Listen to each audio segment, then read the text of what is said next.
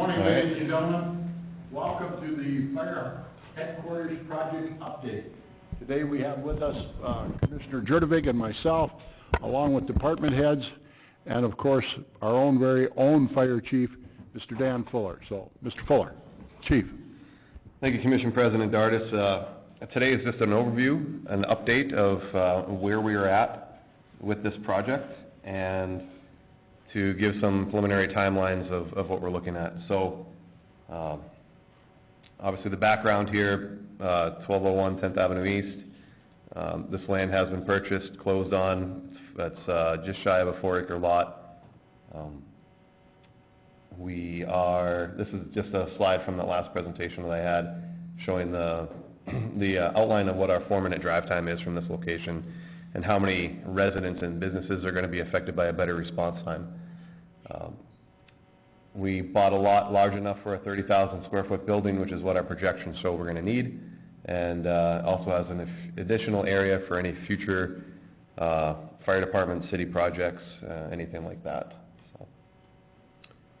Funding, so there's a $10 million line item in the capital improvements plan for funding for this project. So that is where the bulk of the monies are going to come from. Additional funds would be wrapped into a city bonding, and we had spoken with, we had a meeting with myself, City Administrator Tina Fisk, Mr. Jim Larson from the Finance Department, and Mr. John Shockley, our attorney, to discuss how we should move forward. We were talking of a possible P3 project, and due to this is a big project for the fire department. We're a small fire department, so in the grand scheme of city projects, this is very small. So the cost savings and economy wouldn't be there for a P3 project at this time. So we're moving forward with a traditional build model with a bonding mechanism for anything over the $10 million placeholder we had. Funding is going to come from the capital improvement sales taxes, no increase to the fire department budget for the building itself, and there is no special assessments. This will not be a special assessment project. That's not in the wheelhouse of what we're looking at. The project timeline here, a number of steps here. Obviously, purchase, we've already completed the purchase of the land. An RFQ for an architect and construction manager process, it would be our next step. Moving forward after that would be design, site work and groundbreaking, building, final acceptance, and then finally staffing. This process did begin back in 2018 with the concept that we needed to have a fire station in that planning zone due to the, number one, the number of calls, number two, our response time to the area, and then number three, the amount of fire loss that we've had in that area. We've had 2 major fires with a large amount of fire loss in the Meadow Ridge area in the last 5 years. So that is something we need to address. Purchase land, 6 benchmarks over the next 30 months listed above. Did you have a question? I have one question. Yes, sir. Chief, what is the size of this fire station? That fire station is roughly 15,000 square feet, okay, I would say. Has enough room for 5 fire apparatus, bedrooms for 4 firefighters with small living quarters, small training room. And we also have our training chief, deputy chief of professional support, the battalion chief, and a captain all have rooms there, and a small police substation. Thank you. So our proposed schedule here would be to form our fire headquarters committee. That would be the group that would be working with myself to both design the fire station with an architectural firm, and then also solicit public input and feedback on the process as we move forward. I think that the transparency in this project is going to be key to its success, as with everything that we do. Commission request to open and fund the project. Preliminary, and this is the proposed schedule. If we're able to accomplish writing the RFQs for architect and for construction manager, we would be looking at a March 15th time to come before the commission to request to open the project. Request for qualifications for architect and construction manager will be released the week after. It could be quicker than that, but we gave it a week to make sure we're on the right timeline. A request for approval would come back in April for approval to hire. And then committee work with the architectural firm and construction management firm would go through June of 2021. At that point, hopefully we'd have a good design. We know we'd be on budget and on target with what the needs of the department and the community are. And then it really is just a target of opportunity whether or not we can do site work this year or not. If not, we would go into 2022 for site work. We know this is going to be a 12 to 18 month project from first shovel in the ground to actually being completed. The design phase actions here would work with the Fire Headquarters Committee and line firefighter staff on design features. We'd be giving periodic updates to the Commission and then soliciting public engagement as the project moves forward. A lot of that is based around transparency, that this is what we're doing now at that site. This is what the costs are, so the public is well aware of what we were doing and the funding mechanism, and it goes to help public relations with the department and the city. Needs and rough needs right here is 12,000 square feet for apparatus bays and support functions. That seems quite large, but we'd have 4 apparatus bays that could house 8 pieces of apparatus. Additionally, we'd have to have, and this is all new things that have come in the last 10 years in fire station design, is a concept of a cold, warm, hot zone where we were able to keep contaminated pieces of equipment out of the living quarters, out of the administration areas. We'd be looking to keep them completely separate, have a decontamination area to clean those and get the carcinogens off. It all goes back to trying to reduce firefighter cancer, which is a huge issue in the fire service right now. 33% of all firefighters today are going to have cancer sometime in their lives, and it's because of the work we do, the environments we're in, and we haven't been keeping the most hygienic of conditions in the fire stations with eating and drinking close to the fire apparatus and diesel exhaust and all that. So 7,400 square feet for living quarters. We would be building this to accommodate a total of 9 on-duty personnel at any given time. We'll not be staffed to 9 on-duty personnel at any given time in the beginning, but this is a plan for a station that is going to last us 50 years or longer at its current location. So we want to make sure that we're doing everything we can today to make sure we're ready for the future. Administrative and risk reduction, we need roughly 2,000 square feet for offices and shared meeting spaces and 760 square feet for public areas. Training, 3,000 square feet for classrooms, AV and storage areas. And so when you count all that up with mechanical and some other items, it comes out to about 31,000 square feet. So our cost estimate of $10 million was based on somewhere in the ballpark of $300 a square foot, and that was in a 2019 proposal or 2019 research. So costs have gone up since then. Every year we go past where we're looking today, we're going to look at escalation costs. One architectural firm just told me that, roughly in a project this large, you're looking at $400,000 a year in escalating costs for materials and people to do the work, firms to do all that. So every year we go past, we're trying to control those costs as well. Staffing here would be, initially would be an 8-person staffing each day, a battalion chief on duty 24 hours a day. Currently we only have 1 on duty Monday through Friday, 8 hours a day, and then afternoons, evenings, weekends, the rest of the chief officers take responsibility for that truck, and that's the person who is a citywide fire supervisor. An engine and a ladder company, and we would like to get both of those to 4-person staffing, but initially we're going to do 3 and 4, and then so a total of 8 people on duty every day, 8 firefighters on duty every day.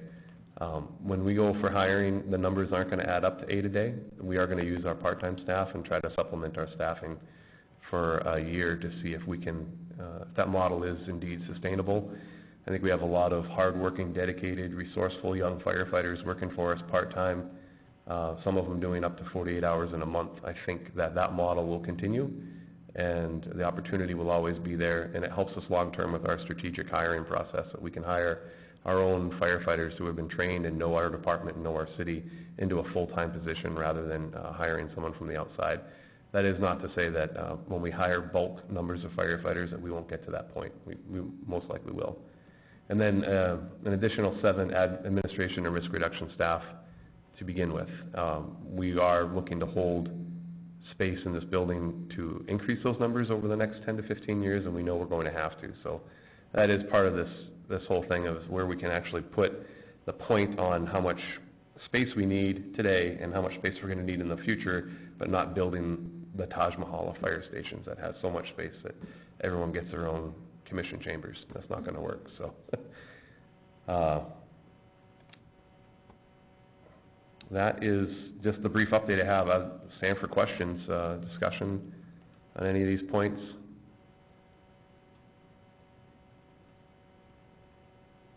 Mr. Jurdovic, you got any questions? No, I don't, nothing comes to mind necessarily. So you refer to the space, the 12,000 square feet for trucks, and the apparatus, Yep. So with this expansion of manpower and the like, do you have, or will we have the equipment on the street once that the last new truck that we have on order is placed? Yes. That's for a year or two, for 3, 4? Is that enough apparatus? Yep. Or The day it opens, we'll have enough apparatus, because we're going to move the ladder and the engine out of the station we're currently in and put them over there, and we'll move our spare apparatus back up to that station. So technically we would have 3 stations. The third one would be the current space that we're still leasing, and that would be an on-call scenario where firefighters would come back and man that truck on call. They'll help us with our ISO rating to make sure our companies are dispersed evenly throughout the city. We do know in the future we would be looking for a used, we'll have to see how the wear and tear on the engine that we bought 2 years ago pans out. If it holds steady, we can keep it in service, and we might look at a used apparatus to just be our backup. So, yeah. Thank you. So just to review the timeline again, so when would we be hiring on staff? Would that be next year or the beginning of the following year? 2023. Yep. So we would, unless we were looking at something where some crazy thing happens and this is a phenomenal build, vertically it goes up quick and we're done in 12 months. I mean, we're not really anticipating that. But it would be a 3-part process that we would phase in, because we would have to hire 14 people. And the chances of getting 14 firefighters in our competitive hiring process is pretty slim at once.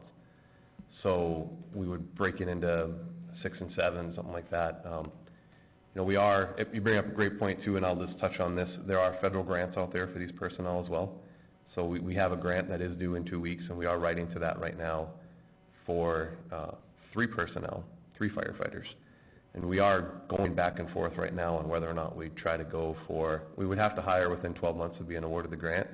So if we hired in the middle of 22 and found some solution to make it work, we could get most of these people hired. And that would be again, it would be a phased process. We would have to really do some good recruitment and testing, competitive testing. But if we were to get those positions, that grant covers 36 months of everything.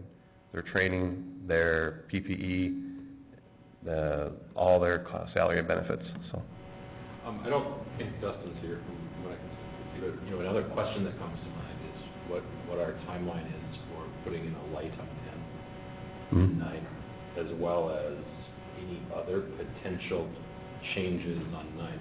Because Curry Parkway, for example, that corner, that left-hand turn, if you're going north, is a death trap. Yep. Man, it's a death trap with normal flowing traffic. If there was a fire truck barreling down there, for some reason you couldn't hear the siren. Yep. I could see there being other potential, tweaks that have to be made in those couple of blocks. I guess I'm curious as a timeline on that. Is any of that being done this year, or is that a... Could we call on Mr. Tim Solberg, please? yeah. And I guess my question specifically is that if we're going to be staffing a fire station in probably, January of 2022. 23, I mean, I'm just curious around the timeline of those. We did inquire with the chief when we did the 9th Street corridor study recently, and we added a light at that section knowing that they'd have the fire station there. So it's not programmed, but it is in the capital improvement plan, so it'd probably just be moving that up. Yeah, The Prairie Parkway is in there as well. We extended that to include that area. It is something we're probably gonna have to extend that median to cut that off. it just, those things, I mean, we just want to make sure that it's either this summer or next summer that those things would have to be put in. Yeah, this puts it in a new frame of timing, I think. Thank you, Mr. Soberg.